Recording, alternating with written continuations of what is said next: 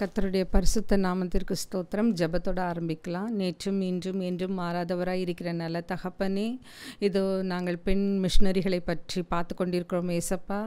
இவர்களை பற்றி எடுத்து கூறும்பொழுது இவர்களிடத்தில் இருக்கிற நல்ல காரியத்தை நாங்கள் முன்மாதிரியாக எடுத்துக்கொண்டு அதன்படி நடக்க பரிசுத்த ஆவியானவர் தாமே எங்களோடு இருந்து இடைப்பட கிருபை தாரும் ஆண்டவரே. அனைத்தையும் உம்முடைய பாதப்படியிலே வைக்கிறேன். இயேசுவின் மூலம் ஜெபம் கேளும் பிதாவே, ஆமேன். எல்லோரும் நல்லா இருக்கீங்களா? சந்தோஷமாக இருக்கீங்களா? நம்ம இன்றைக்கி பார்க்க போகிறது மேரி ஸ்லெஸ்ஸர். இவங்களை பற்றி இந்த பெண் மிஷனரிகள் நம்ம நிறைய இப்போ இதோட 9 பேரை பற்றி பார்த்துருக்கோம். இப்போ நம்ம இன்றைக்கி பார்க்க போகிற இவங்க ஒரு ஆஃப்ரிக்கன் மிஷனரி. இவங்க என்ன செஞ்சாங்க? இவங்க மற்ற மிஷனரியிலேருந்து கொஞ்சம் வித்தியாசமாக நான் அவங்கள பற்றி எல்லா வெப்சைட்லேயும் எல்லா இடத்துலையும் அவங்கள பற்றி கருத்துக்களை எடுக்கிறப்போ எனக்கு இவங்களது கொஞ்சம் வித்தியாசமாக பட்டது. என்னென்னாக்கா, ரொம்ப சிறிய வயதிலே இவங்க கர்த்தருக்காக தன்னை ஒப்பு கொடுத்துருக்காங்க. இப்போ ஒரு மழைக்காலம், நல்லா மழை பெஞ்சிட்டு இருந்தது. அப்போது யூஸ்வலாக மழை இருந்தாக்கா லைட்டெல்லாம் எரியாதுல, அதே மாதிரி விளக்கு அந்த லைட்டு தான் ஏற்றி வைக்கப்பட்டிருந்தது. நம்ம வீட்டிலலாம் இந்த சிம்னி அந்த காலத்துலலாம் இந்த லைட்டுங்க இருக்கும், குண்டு பல்பு அந்த மாதிரிலாம் தானே இருக்கும். ஸோ விளக்குகள் ஏற்றி வைக்கப்பட்டிருந்தன. அதுக்கப்புறம் அந்த சமயம் பார்த்திங்கன்னா, அந்த மழை நேரத்தில் ஒரு 16 வயது நிரம்பிய ஒரு பெண் அந்த வழியாக நடந்து போயிட்டுருக்காங்க.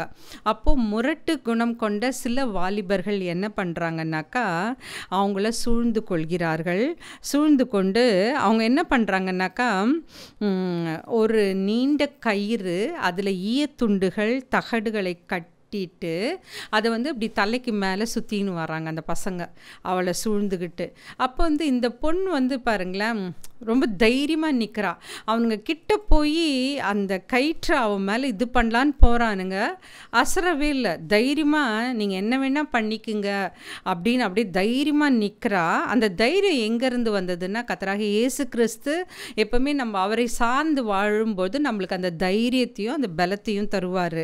அப்போது அவங்க சொல்கிறாங்க, எதுக்காக அவளை அப்படி சுற்றி நின்று அவளை கொடுமைப்படுத்துகிறாங்க அப்படின்னாக்கா, அவங்க விபிஎஸ் எடுத்துகிட்ருக்காங்க. அப்படின்னா அங்கே இருக்கிற சிறுவர்களுக்கு வேத பாடம் சொல்லி கொண்டிருக்கிறாங்க.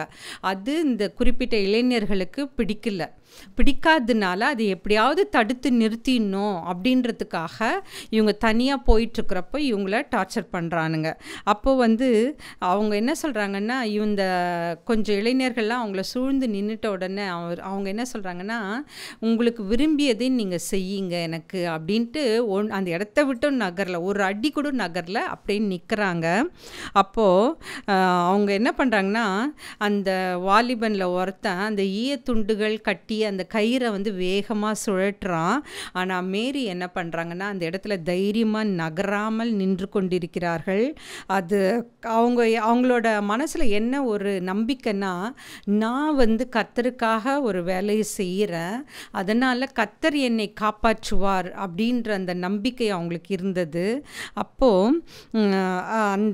அவங்க அந்த சேரியில் இருக்கிற சிறுவர்கள் சிறுமியர்களுக்கெல்லாம் வேத பாடம் சொல்லித்தராங்கல்ல, அதனால் என்ன பண்ணுறாங்கன்னாக்கா, இதை எப்படியாவது தடுத்துணுன்னு தான் அந்த வாலிப பிள்ளைகள் இவளை இப்படி சூழ்ந்துட்டு அந்த கைத்தை சுற்றிட்டுருக்கானுங்க. அவள் அசராமல் நிற்கிறத பார்த்த உடனே, எப்பவுமே ஒரு கூட்டம் ஒரு கேங்ஸ்டர்னால் அவங்களுக்கு ஒரு தலைவன் இருப்பான்ல, அதே மாதிரி இந்த வாலிப பிள்ளைகளில் ஒரு தலைவன் இருக்கிறான். மேரி இப்படி அசராமல் நிற்கிறத பார்த்த உடனே அவனுக்கு ஆச்சரியமாக இருக்கும். ஸோ அந்த ஒரு ஆட்டிடியூடு, அந்த ஒரு செய்கை தான் மேரியோட செய்கை அவனுடைய மனதை மாற்றியது. அவன் வாழ்க்கையில் ஒரு திருப்பத்தை காண்கிறான். பார்த்தீங்களா? நம்ம கூட நம்மளுக்கு நிறைய பேர் கெடுதல் பண்ணுவாங்க, நம்மளை அவமரியாதையாக பேசுவாங்க. அப்போ அந்த இடத்துல நீங்கள் அமைதியாக பொறுமையாக இருங்களேன். அவங்களுக்கே என்னடா நம்ம இவ்வளோ அவமானப்படுத்துகிறோம், இவ்வளோ அசிங்கப்படுத்துகிறோம், ஆனாலும் இவங்க பதில் எதுவும் சொல்லாமல் அமைதியாக இருக்காங்களே அப்படின்ட்டு அவங்களுக்கே கர்த்தர் அந்த மனதை மாற்றக்கூடிய வல்லமையை தருவார். நான் நிறைய இடங்களில் அப்படி தான் பண்ணுவேன். சந்தர்ப்ப சூழ்நிலையை பார்ப்பேன். அந்த இடம் வந்து ஒரு பப்ளிக் பிளேஸு அப்படிலாம் இருந்தாக்கா நான் திருப்பி எதுவும் இது பண்ணவே மாட்டேன், ரிப்ளை பண்ணவே மாட்டேன். அமைதியாக நிற்பேன். என் முகத்தில் என்னை என்ன தான் அவமானப்படுத்தினாலும் ஒரு புன்முறுவலோடு அந்த இடத்துல நான் நின்றுட்டே இருப்பேன். அப்போது எனக்கு சம்டைம்ஸ் வந்து ஆதங்கமாக இருக்கும். என்னடா நம்மளால் திருப்பி எதுவும் அவங்கள கேட்க முடியலையே, சொல்ல முடியலையே அப்படின்னு சம்டைம்ஸ் கஷ்டமாக இருக்கும். ஆனாலும் நான் என்ன பண்ணுவேன்னா, வீட்டுக்கு வந்த உடனே ப்ரேயர் பண்ணுவேன். ஏசப்பா, அந்த நேரத்தில் என்னால் எதுவுமே அவங்கக்கிட்ட சொல்ல முடியல, பேச முடியல, என்னோட கருத்தை தெரிவிக்க முடியலையே, நான் அவமானப்பட வேண்டியதாகிடுச்சு அந்த நேரத்தில் அப்படின்லாம் சொல்லுவேன். ஆனாலும் கர்த்தர் இடத்துல நான் சொல்லிட்டேன்ற அந்த ஒரு திருப்தி எனக்கு இருக்கும். அதனால் நான் எதுவும் செய்ய மாட்டேன். ஏன்னா கர்த்தர் சொல்லியிருக்காருல, யுத்தம் என்னுடையதுன்னு. ஸோ எனக்காக அவர் பரிந்துரைப்பார்ன்ற அந்த நம்பிக்கை எப்பவுமே எனக்கு இருக்கும். இப்போ இவங்களோட சிறுமியான, ஏன்னா ரொம்ப சிறிய வயதிலே வந்து சிறுவர் சிறுமியர்களுக்கு அவங்க வேதத்தை கற்றுக் கொடுக்க ஆரம்பித்திருந்தாங்க. இப்போ வந்து இந்த மேரி வந்து எந்த வருடம் மேரி ஸ்லெஸ்ஸர் இவங்க பேர். 1848 டிசம்பர் 2 இவங்க பிறந்த இடம் வந்து ஸ்காட்லாண்டில் பிறந்தாங்க. அவங்களுடைய பெற்றோர் வந்து மிகவும் ஏழ்மையான நிலைமையில் இருந்தார்கள். 11 வயது நிரம்பி இருக்கும்பொழுதே இவங்க வந்து தன்னுடைய குடும்பத்தை தாங்குவதற்காக தொழிற்சாலையில் அந்த பாரத்தை, அந்த குடும்பத்தை இவங்க தான் எடுத்து நடத்த வேண்டிய சூழ்நிலை. அப்போ வந்து தொழிற்சாலையில் அவங்க பணிபுரிய வேண்டிய நிலை ஏற்பட்டது. நீங்கள் கூட பாருங்கள், இப்போ வந்து நிறைய பேருக்கு இந்த நிலைமையில் இருக்கலாம். ஏன்னா வீட்டில் எப்போவுமே பெரிய பொண்ணாக இருக்கட்டும், பையனாக இருக்கட்டும், அந்த குடும்பத்தை தாங்குகின்ற சந்தர்ப்ப சூழ்நிலை அமையும். ஏன்னா பெற்றோர்கள் மரித்து போயிருக்கலாம், அவங்களுக்கு பின்னாடி நிறைய தங்கைகள் இருக்கலாம். அப்போ அவங்களெல்லாம் காப்பாற்ற வேண்டிய நிலைமை இருக்கும். அப்போ அவங்க வந்து ஒரு சாக்ரிஃபைஸ்டு வாழ்க்கை வாழ்வாங்க. அதே மாதிரி தான் மேரியும் தொழிற்சாலையில் வேலை செய்ய ஆரம்பித்தார்கள். அவங்க எப்படின்னாக்கா காலையில் 6 மணிக்கு போனாங்கன்னா சாயந்தரம் 6 மணி வரைக்கும் அந்த தொழிற்சாலையில் வேலை செய்து விட்டு வருவார்கள். அதுக்கப்புறமா என்ன பண்ணுவாங்கன்னா, பாடசாலைக்கு இரவு நேரத்தில் பாடசாலைக்கு சென்று படித்து வந்தார்கள். அதுக்கப்புறமா வந்து எப்போவுமே அவங்க வேலைக்கு போகிறப்போ ஒரு புத்தகத்தை தன்னோடு எடுத்துக்கொண்டு செல்வார்கள். வேலை செய்யும்பொழுது சில சமயம் வந்து அவங்களுக்கு எப்பயாவது ஒரு ஃப்ரீ டைம் அப்படின்லாம் கிடைச்சதுன்னா அவங்க என்ன பண்ணுவாங்கன்னா, அந்த பாடங்களை, அவங்க புத்தகம் எடுத்துகிட்டு போகிறாங்களா, அந்த பாடங்களே உட்காந்து படிப்பார்கள். இப்போது நான் இப்போ நிறைய நேரங்களில் பார்த்துருக்கேன். எங்களுக்கு வந்து இந்த அட்மிஷன் ஒர்க்கு, அதுக்கப்புறம் வந்து சில நேரங்கள்லாம் நாங்கள் ஃப்ரீயாக உட்காருவோம். அப்படின்னா 24 ஹவர்ஸும் வேலை இருக்காது. அட்மிஷன் நடக்கிறப்ப செய்வோம். அப்புறமா ஒரு 5 to 10 மினிட்ஸ் அப்படி ரிலாக்ஸ் பண்ணுவோம்ல. உடனே எல்லாரும் என்ன பண்ணுவோன்னா, டக்குன்னு மொபைலில் எடுத்து அதில் ஏதாவது உட்காந்து பார்த்துட்ருப்போம். நான் யோசிப்பேன், ஏன்னா நம்மளுக்கு வந்து வாழ்க்கையில் ரொம்ப முக்கியமானது நேரம். ஏன்னா இந்த நேரம் கடந்து போயிடுச்சுன்னா அந்த நேரம் நம்மளுக்கு திரும்பி கிடைக்காது. ஸோ அந்த நேரத்தில் நம்ம எந்த மாதிரி செலவிடுறோம் அப்படின்றது நான் ரொம்ப யோசிப்பேன். பாருங்கள், இந்த சிறிய வயதில் 11 வயது நிரம்பிய இந்த பெண் என்ன பண்ணுறாங்கன்னா, புத்தகத்தை படிக்கின்றாள். இந்த மாதிரி பழக்க வழக்கம் ஒரு சிலருக்கு தான் இருக்கும். அதனால் பெற்றோர்கள் வந்து பிள்ளைகளை வளர்க்கும் பொழுது நீங்கள் எதுவும் ஃபோர்ஸ் பண்ணாதீங்க. அட் த சேம் டைம் நல்ல கருத்துக்களை அவங்க மனதில் பதிய வைக்கணும். நல்ல கருத்துக்களை நீங்கள் விதைக்கணும். ஒரு அடமெண்ட்டாக நான் என்ன நினைக்கிறேன் அதுதான் நடக்கணும் அந்த மாதிரி இல்லாமல், பெற்றோர்கள் என்ன பண்ணணும்னா, குடும்ப சூழ்நிலையை அறிந்து அதன்படி நடக்கிற மாதிரி பிள்ளைகளை நீங்கள் வளர்க்க வேண்டும். ஒன்று. இன்னொன்று பார்த்திங்கன்னா, எதெல்லாம் பிள்ளைகளுக்கு சொல்லணுமோ அந்த காரியத்தை தான் சொல்லணும். சில வீட்டில் பார்த்திங்கன்னா பசங்க பெற்றோர்களோட எல்லா காரியத்தையும் அவங்க முன்னாடியே ஷேர் பண்ணுவாங்க, அவங்க முன்னாடியே சண்டை போடுவாங்க. அது நல்லதல்ல. ஆனால் எந்த காரியத்தெல்லாம் நம்ம அவங்களுக்கு சொல்லி வளர்க்கணுமோ அதை சொல்லி வளர்க்கணும்.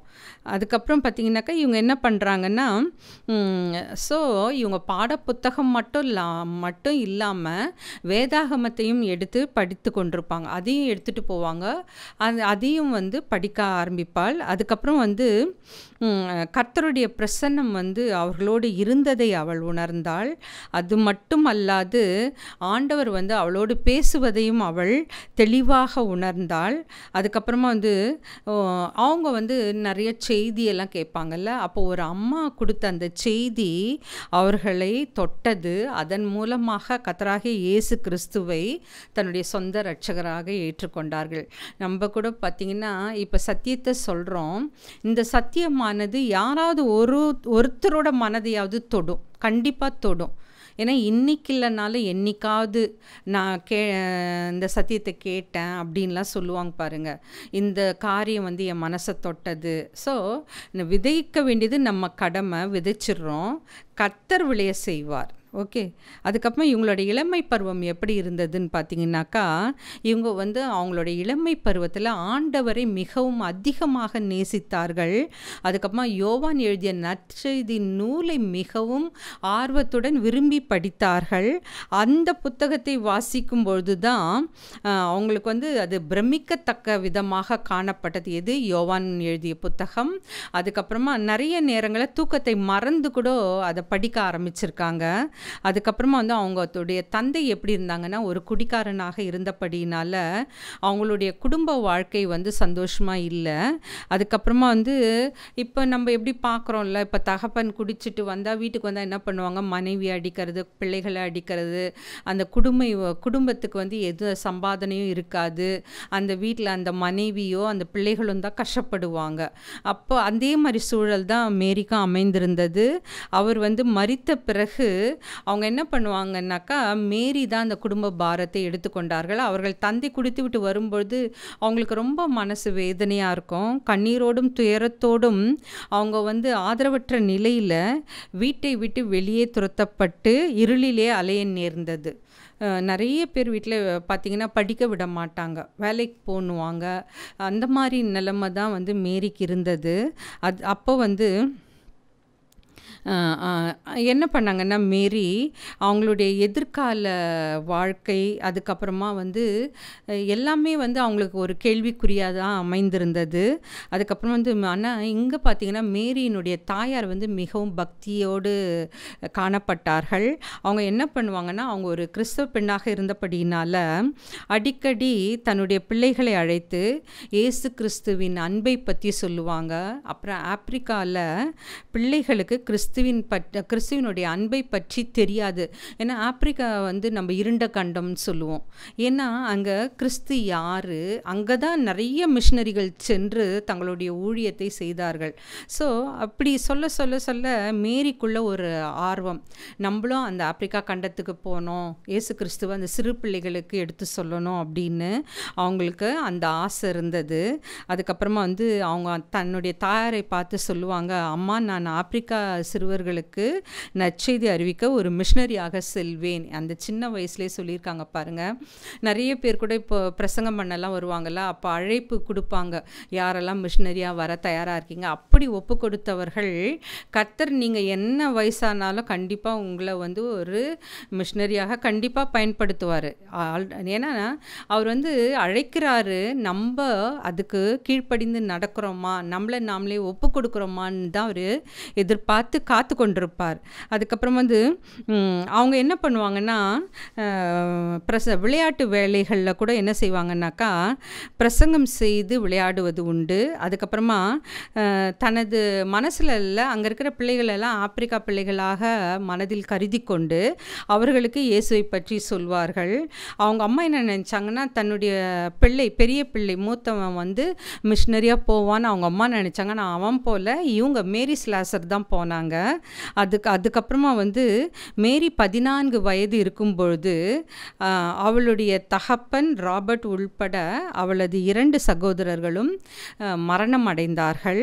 அது அப்புறம் யோசிச்சு பாருங்க, தந்தை இருந்தாலே குடும்ப பாரத்தை சுமக்கின்ற காலத்தில் இவங்க வந்து தந்தையும் இறந்துட்டாங்க, தன்னுடைய மூத்த சகோதரர்கள் 2 பேர் மரித்து போனார்கள். மேரி கிட்ட தான் அந்த பாரம் விழுந்தது.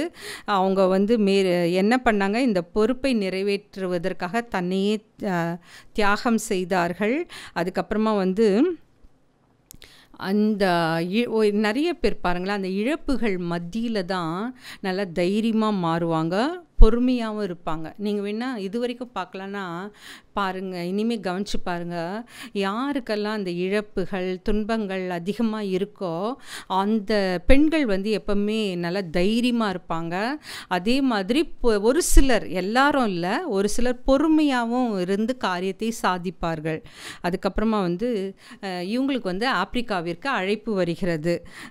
மேரி என்ன பண்ணாங்கன்னா தன்னுடைய முழு மனதோடு ஆண்டவருக்காக தன்னுடைய சொந்த பட்டணத்தில் ஊழியம் செய்தார்கள். அதாவது சிறு பிள்ளைகளுக்கு வேதத்தை பற்றி எடுத்து கூறினார்கள், சாட்சியாகவும் விளங்கினாள். அதுக்கப்புறம் வந்து ஆண்டவருக்காக பணி செய்ய தூர இடங்களுக்கு செல்லும் முன் சொந்த ஊரிலும் இனத்தாரிடத்திலும் முதல்ல சாட்சியாக வாழ்ந்தார்கள். ஒரு நாளைக்கு 10 மணி நேரம் தொழிற்சாலையில் வேலை செய்வாள். தன்னுடைய ஓய்வு நேரத்துலலாம் அவங்க என்ன பண்ணுவாங்கன்னா, எவ்வளவு அவங்கள கிறிஸ்துவை பற்றி எடுத்து சொல்ல முடியுமோ அவ்வளவு சிறப்பாக கர்த்தரை பற்றி எல்லாருக்கும் எடுத்து சொல்வார்கள். ஆனால் இந்த ஆண்டுகள் இப்படியே அவங்களுடைய வாழ்க்கை கடந்து சென்ற பிறகு ஆப்பிரிக்காவின் காடுகள், அவற்றில் உள்ள குடிசைகள், இதுதான் வந்து எப்பவுமே மேரியோட கண் முன்னாடி வந்துக்கிட்டே இருக்கும். அந்த காட்சி வந்து கொண்டே இருக்கும். அதுக்கப்புறமா வந்து ஃபஸ்ட்டு பார்த்திங்கன்னா டேவிட் லிவிங்ஸ்டன்றவர் தான் ஆப்பிரிக்காவுக்கு வந்து மிஷனரியாக சென்றார். அதற்கப்புறம் அவர் இறந்து விட்டார் என்ற துயர செய்தி ஸ்காட்லாண்டில் பரவியது. அப்போது அந்த இடத்துக்கு, ஏன்னா அவர் வந்து கொல்லப்பட்டார். ஏன்னா ஆப்பிரிக்கா ஜனங்கள்லாம் பார்த்திங்கன்னா மாமிசத்தை சாப்பிட்றவங்க. அப்போது அந்த ஊருக்கு எப்படி போவாங்க? எல்லாருக்கும் பயமாக இருக்கும்ல. ஏன்னா இயேசு கிறிஸ்துவை அறியாத ஜனங்கள் மத்தியில் இயேசு கிறிஸ்துவை சொல்ல ஒரு தைரியம் வேணும். அப்போ என்ன பண்ணுறாங்கன்னாக்கா, இந்த கேள்வி எழுந்தது. அப்போ ஆப்பிரிக்காவுக்கு டேவிட் லிவிங்ஸ்டன் இறந்த பிறகு யார் போவது என்று அந்த அறைக்கூவல் கேள்விப்பட்ட உடனே மேரி என்ன பண்ணாங்க, அந்த அழைப்பினை உறுதி, கர்த்தர் தன்னை அந்த இடத்திற்கு அழைத்து செல்ல, கூட்டி செல்ல விரும்புகிறார். அங்கே தான் நான் மிஷினரியாக பணி செய்ய போகிறேன்னு அவங்க உணர்ந்தாங்க, நம்பினாங்க. அந்த அறைக்கூவல் அவங்களுக்கு வந்து கர்த்தருடைய அழைப்பை உறுதி செய்தது. அதுக்கப்புறம் வந்து தன் தாயாரிடம் கூறினார்கள். அதுக்கப்புறம் அவங்க தாயாரும் மகிழ்ச்சியோடு சம்மதித்தார்கள். அதுக்கப்புறமா மேரி உடனே என்ன பண்ணாங்க, மிஷினரி சங்கத்திற்கு ஒரு கடிதம் எழுதினாள். அந்த விண்ணப்பம் ஏற்றுக்கொள்ளப்பட்டது. அவள் ஆப்பிரிக்காவில் கலாபார் என்ற இடத்திற்கு மிஷினரியாக நியமிக்கப்பட்டு அவள் வந்து அந்த இடத்திற்கு செல்கிறார்கள். 1876ஆம் ஆண்டு பார்த்திங்கன்னா மேரி ஸ்லெசர் வந்து கப்பல் மேல் தளத்தில் நின்று நண்பர்களுக்கும் உறவினர்களுக்கும் கையை அசைத்து விடைபெற்று எங்கே போகிறாங்க, ஆப்பிரிக்காவிற்கு மிஷினரியாக புறப்பட்டார்கள். அந்த கப்பலில் பார்த்திங்கன்னா விஸ்கி, மதுபானம் அடங்கிய பெட்டிகள் அதிகமாக வைக்கப்பட்டிருந்தது. அதை கண்ட மேரி, ஏன்னா அந்த கப்பல் எங்கே போகுது, ஆப்பிரிக்காவுக்கு போகுது, அதில் என்ன இருக்குது, விஸ்கியும் மதுபான வகைகளும் காணப்படுகிறது. ஐயோ, ஆப்பிரிக்காவிற்கு பெட்டி பெட்டியாக மதுபானங்கள் செல்கின்றன, ஆனால் அங்கே செல்ல ஒரே ஒரு மிஷினரி. என்னை யோசித்து பாருங்களேன், அங்கே வந்து கர்த்தரை பற்றி அறிவிப்பதற்கு ஆட்கள் தேவை. ஆனால் அங்கே என்ன அதிகமாக சென்று கொண்டிருக்கிறது, ஆட்கள் இல்லை, மதுபானங்கள் தான் அதிகமாக சென்று கொண்டிருக்கிறது. ஆனால் அதுக்கு மத்தியில் ஒரே ஒரு மிஷினரி தான் இப்போது ஆப்பிரிக்காவிற்கு கப்பலில் பயணித்து கொண்டிருக்கிறார். அதுக்கப்புறமா வந்து அவளோடு பிரயாணம் செய்த ஒரு சிலர் வந்து அது ஆப்பிரிக்காவை பற்றி நிறைய குறிப்புகள் அவளுக்கு தந்தாங்க. அப்போ வந்து இந்த ஆப்பிரிக்கா கண்டம் பார்த்திங்கனாக்கா காடுகளால் மூடப்பட்டு காணப்பட்டது. அங்கே பார்த்திங்கன்னா ஒரு வெள்ளையனை கூட பார்க்கவே முடியாது. வேகமாக ஆறுகள் அங்கே பாய்ந்து கொண்டிருந்தன. குடிசைகளும் மரங்களும் வேரோடு அடித்து செல்லப்பட்ட காட்சியையும் அவங்களுக்கு எடுத்து சொல்கிறாங்க. அதுக்கப்புறமா வந்து அந்த அடர்த்தியான காடுகள் பார்த்திங்கனாக்கா பெரும் யானைகள், சிறுத்தைகள், புலிகள், பயங்கரமான பாம்புகள் எல்லாம் இருக்கின்றனன்ற செய்தியை சொல்கிறாங்க. அதுக்கப்புறமா நதிகளில் பார்த்திங்கன்னா நீர் யானைகள், முதலைகள் இருக்கின்றன என்று கூறுகிறார்கள். அதுக்கப்புறம் வந்து ஆப்பிரிக்காவில் கடற்கரை பட்டணத்தை அவங்க வந்து மேரி, எந்த கடற்கரை பட்டணம்னா டு யூக் டவுன் என்ற கடற்கரை பட்டணத்தை அடைகிறார்கள். அங்கு 4 ஆண்டுகள் பணிபுரிந்தார்கள். அந்த நாட்டு மொழிகளை கற்றுக்கொள்வதற்கும் கொள்வதற்கும் அந்த மக்களை பற்றி தெரிந்து கொள்வதற்கும் அது வந்து ரொம்ப உதவியாக இருந்தது. எப்பவுமே நம்ம ஒரு இடத்துக்கு போனால் அந்த நாட்டு மக்களோட மொழியை கற்றுக்கணும், பழக்க வழக்கங்களை கற்றுக்கணும். அப்போ தான் அவங்களோட வந்து நம்ம நல்லா பேசி கத்தரை பற்றி எடுத்து சொல்ல முடியும். ஆப்பிரிக்கா சிறுவர் சிறுமியருடன் நல்லா பழக ஆரம்பித்தாங்க அவங்க. அதுக்கப்புறம் வந்து அவர்களுடைய நல்ல எண்ணத்தை நல்லா பழக ஆரம்பித்தோன்னே எல்லாருக்கும் மேரி ரொம்ப பிடிச்சி போயிடுச்சு. உடனே அவங்க என்ன பண்ணுறாங்க, அவர்களுடைய ஆப்பிரிக்காவின் காடுகள் நிறைந்த உள்பகுதிகளுக்கு செல்ல வேண்டும், அங்கே வந்து ஆண்டவரை அறியாத மக்களுக்கு சத்தியத்தை எடுத்து சொல்ல வேண்டும் அப்படின்னு அவங்களோட விருப்பத்தை சொல்கிறாங்க. ஆப்பிரிக்கா வந்து இருண்ட கண்டம் என்று அழைக்கப்படுகிறது. எதனாலனாக்கா அங்கே வந்து பாவம், கொடுமை, அசுத்தம், தீமைகள் இது எல்லாமே நிறைந்த நிலைமை காணப்படுது. இயேசு கிறிஸ்துவே பற்றி தெரியாது, யாராவது எடுத்து சொல்ல போனாலும் அவங்கள கொலை பண்ணிடுறாங்க. ஸோ அங்கே அதுக்கு ஏன் இருண்ட கண்டம்ன்ற அர்த்தத்தை மேரி அதுக்கப்புறம் தான் புரிந்து கொள்கிறார். ஏன்னா அங்கே பாவம் நிறைந்து காணப்படுகிறது, பாவம், கொடுமை, அசுத்தம். அப்புறம் அங்கே பார்த்தீங்கன்னா ஆண்களும் பெண்களும் பிள்ளைகளும் ஈவிரக்கமின்றி பிடிக்கப்பட்டு அடிமைகளாக விற்கப்பட்டு மிருகங்களை காட்டிலும் மோசமாக நடத்தப்படுகிறார்கள். அங்கிருந்த மக்கள் வந்து குளங்களிலும் மரங்களிலும் பலவித அசுத்த ஆவிகள் இருக்கிறதாக நினைத்து பயந்திருந்தார்கள். ஏன்னா விச் கிராஃப்ட் பார்த்தீங்கன்னா அந்த அசுத்த ஆவி இருக்குதுன்னு நம்ம நம்ப ஆரம்பிச்சிட்டோன்னு வச்சுங்களேன், அது அந்த எண்ணமே நம்மளை வந்து அலக்கழிச்சிடும். எப்படி இப்போ வந்து நல்ல நாள் பார்க்குறது, மந்திரம் கேட்குறது, குறி கேட்குறது, இதெல்லாம் வந்து நம்மளா உருவாக்கிக்கிட்ட ஒன்று. கர்த்தர் அதெல்லாம் படைக்கவே இல்லை. நீங்கள் நல்ல வேதத்தை படிச்சிங்கன்னா குறி சொல்லுதல் வந்து குறி சொல்லுதல், நாள் பார்க்குறது, இதெல்லாம் கர்த்தருக்கு பிடிக்காத ஒரு காரியம். இது வந்து மனுஷர்களாக பழகி கொண்டது. இங்கே பார்த்தீங்கன்னா அது நிறைந்து காணப்பட்டது, அசுத்தாவி இருக்குதுன்றது இவங்க நம்புகிறாங்க. அதுக்கப்புறமா சிறுமலை வாசிகள் சண்டையிடுவதிலும் அப்புறம் நல்லா குடித்து வெறித்து கூத்தாடுவதிலும் தங்கள் வாழ்க்கையையும் காலத்தையும் விரயமாக்கி கொண்டிருந்தார்கள். அதுக்கப்புறம் வந்து பலர் வந்து மனிதனை தின்னும் நரம் மாமிச பட்சினிகளாக இருந்தார்கள். மனிதனே கொன்று சாப்பிடும் பழக்கம் அங்கே காணப்பட்டது. அதுக்கப்புறம் தங்களுடைய தெய்வங்களை பிரியப்படுத்துவதற்காக மிருகங்களின் இரத்தத்தை சிந்துகிறவர்களாகவும் இருந்தார்கள்.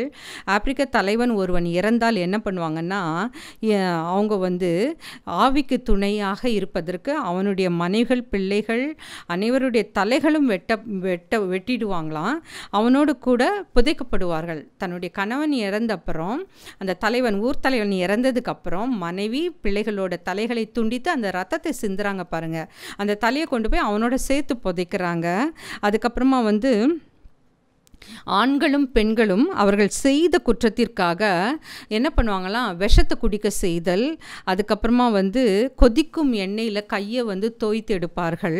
அதுக்கப்புறம் இதுதான் அவங்களோட தண்டனை. ஒன்று விஷத்தை கொடுக்கறது, இன்னொன்று கொதிக்கின்ற எண்ணெயில் கையை வந்து தோய்த்து எடுப்பது. இதுதான் வந்து அவங்க செய்த பாவத்திற்கு தண்டனையாக விதிக்கப்பட்டது. அதுக்கப்புறம் பார்த்திங்கன்னா, ஏதேனும் ஒரு குடும்பத்தில் இரட்டை பிள்ளைகள் பிறந்தால், இது வந்து பேய்களால் இந்த குழந்தைகள் வந்தது என்று அவர்கள் கருதி என்ன பண்ணுவாங்க, அந்த குழந்தைகளை வெட்டி சிறுத்தை புலிகளுக்கு முன்பாக தூக்கி எறிந்து விடுவார்கள். ஸோ இவங்க வந்து பார்த்திங்கன்னா தாய்மார்கள் அவங்க வந்து தனியாக வாழ்வதற்காக காடுகளுக்குள் விரட்டி எடுக்கப்படுவார்கள். அதுக்கப்புறம் வந்து கிறிஸ்துவின் அன்பை பற்றி இவர்கள் ஒருபோதும் அறிந்ததே கிடையாது. இவங்க எல்லாருமே கிறிஸ்துவை அறியாத மக்கள். இதுதான் அன்ரீச்டு பீப்புள்னு சொல்லுவோம். இவங்கள போய் சேரவும் நம்மளால் முடியாது. இப்படி யாராவது ஒரு மிஷினரி போனாதான். ஆனால் இவங்க நரமாமிச பட்சினிகளாக இருக்கிற பட்சத்தில் கொலை செய்யப்படுகிறார்கள்.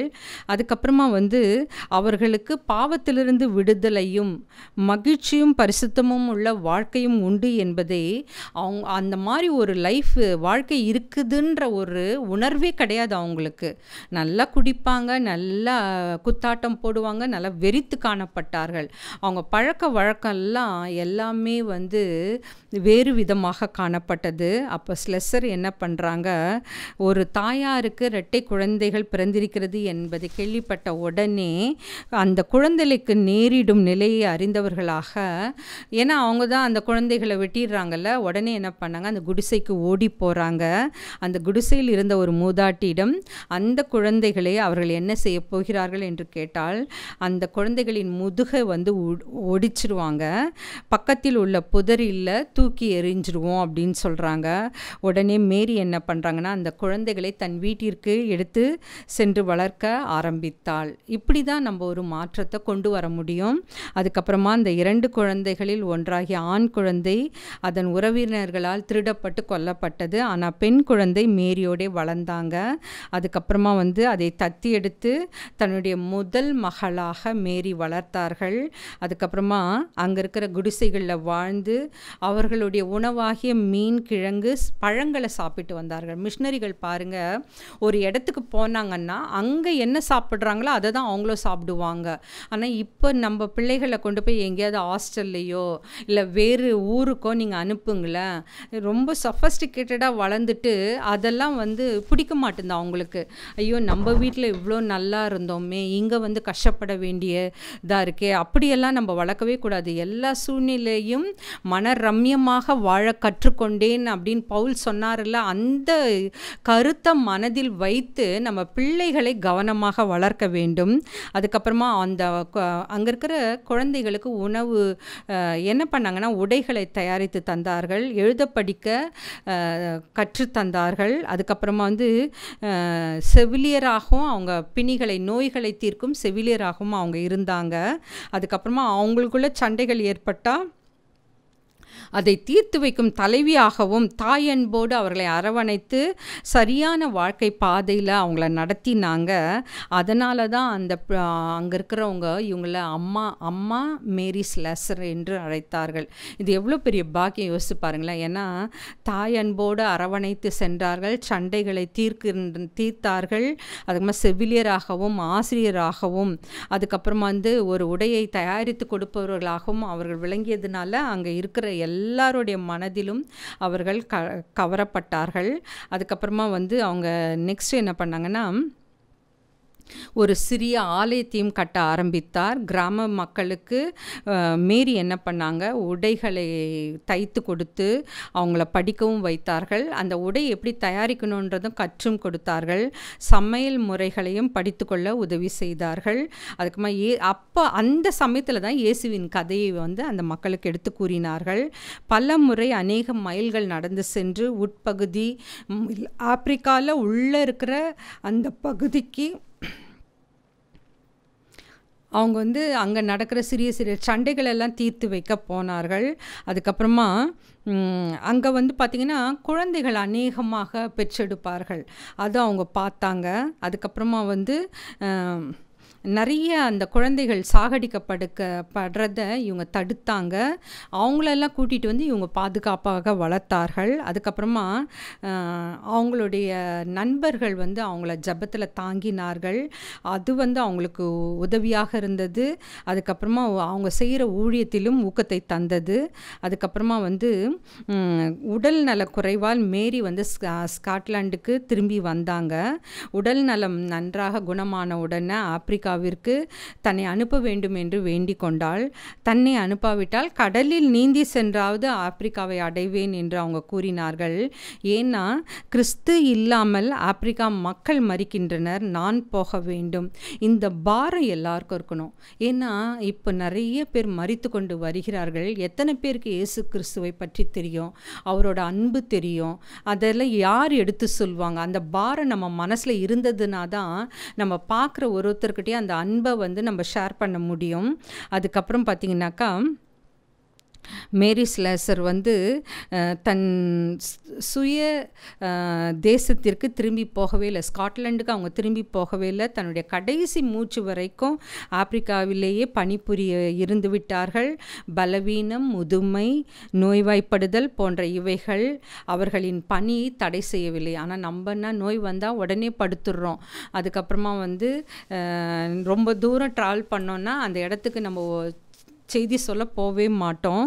ஆனால் இவங்க பாருங்கள், இதுதான் நம்ம கற்றுக்கணும். அதுக்கப்புறமா நடமாட இப்போ நான் நடமாட முடியல, அவங்க உடம்புல தெம்பில்லைனா படுத்துக்கொண்டே அவங்க என்ன பண்ணுவாங்களா, ஜெபித்து கொண்டே இருப்பார்கள். அவங்களோட நினைவு எப்பவுமே பரலோகத்தை பற்றியே இருந்தது. கடைசியில் பார்த்திங்கன்னா 1915ஆம் ஆண்டு திங்கள் 13ஆம் நாள் ஜனவரி மாதம் கர்த்தருடைய ராஜ்யத்தை அவர்கள் சென்று அடைந்தார்கள். அதுக்கப்புறமா வெகு உண்மையாய் அவர்கள் சேவித்தார்கள், ஊழியம் செய்தார்கள். கண்டிப்பாக கிறிஸ்துவிடம் அதற்குரிய பலனையும் கிரீடத்தையும் அவர்கள் பரலோகம் சென்று அடைந்தவுடன் பெற்றிருப்பார்கள். ஸோ இன்றைக்கி நம்ம மேரி ஸ்லாசர் அவருடைய நினைவாக கட்டப்பட்ட மற்றும் புத்தகங்கள் வெளியிடப்பட்டன. ஸோ இவங்கக்கிட்டேருந்து நம்ம என்ன கற்றுக்குறோன்னா, அந்த சிறிய வயதிலே கர்த்தருக்காக தன்னை அர்ப்பணித்தார், தைரியமாக இருந்தாங்க. ஆப்பிரிக்காவில் நர மாமிச ஜீவிகளாக இருந்த அவங்க மத்தியில் ஊழியம் செய்ய சென்றார்கள். ஆனால் சென்ற உடனே என்ன பண்ணாங்க, அவங்களுடைய பழக்க வழக்கத்தை கற்றுக்கொண்டார்கள், அவர்களோடு நன்றாக பேசினாங்க, பழகினாங்க, அவங்களுக்காக உடைகளை தைத்து கொண்டார்கள், அவங்களுக்கு தேவாலயத்தில் போய் நற்செய்தி கட்டின தேவாலயத்தில் நற்செய்தி அறிவித்தார்கள். அதுக்கப்புறமா அவங்களுக்கு செவிலியராகவும் ஆசிரியராகவும் ஒரு தாயாக அவர்களை அரவணைத்து அவர்களோடு வாழ்ந்து வந்த காரணத்தினால அந்த ஊர் மக்கள் அவர்களை அம்மா என்று அழைத்தார்கள். ஸோ யாரெல்லாம் ஊழிய பாதையில் இருக்கிறோமோ செய்து கொண்டிருக்கிறோமோ இந்த நல்ல பண்புகளை நாம் கற்றுக்கொண்டு நம்மளுடைய வாழ்க்கையில் நாம் முன்னேற கர்த்தர் பரிசுத்த ஆவியானவர் நம்மளுக்கு உதவி செய்வாராக. ஜபத்தோடு முடிப்போம். எங்கே 2-3 பேர்கள் சேர்ந்து உமது நாமத்தை துதிக்கின்றார்களோ அவர்கள் மத்தியில் வருவேன் என்று வாக்களித்த நல்ல தகப்பனே, இந்த மேரி ஸ்லாசர் ஏசப்பா எப்படி மற்றவர்கள் படுகின்ற அந்த துன்பத்தை பார்த்து அவர்கள் மனதில் ஒரு பாரம் இருந்தது ஆண்டவரே. அந்த பாரம் எங்களுக்கும் இருக்க வேண்டும் ஆண்டவரே. ஒருத்தர் கஷ்டப்படும் பொழுது நாங்கள் அதை ஒரு வேடிக்கை பார்க்கின்ற மனிதராக இல்லாமல் அவர்களோடு நாங்களும் சேர்ந்து உம்முடைய ராஜ்யத்தை கட்ட நாங்கள் சிறந்து விளங்க வேண்டும் கர்த்தாவே. ஒரு சாட்சியாக வாழ கிருபை தாரும் ஆண்டவரே. இந்த செய்தியை கேட்டுக்கொண்டிருக்கிற ஒவ்வொருவரையும் நீர் ஆசீர்வதித்தரலும் கர்த்தாவே. அவர்களுக்கு ஏசப்பா என்ன காரியமோ என்ன பிரச்சனையோ என்ன நோயோ தெரியாது கர்த்தாவே, நீர் அவர்களோடு இருந்து அவர்களுக்கு நல்ல சுகத்தையும் பலத்தையும் ஆரோக்கியத்தையும் தருமாறு கட்டளையிடுகிறேன் ஆண்டவரே. அனைத்தையும் உடைய பாதப்படியில் வைக்கிறேன் ஏசப்பா. இயேசு மூலம் ஜெபம் கேளும் பிதாவே, ஆமேன்.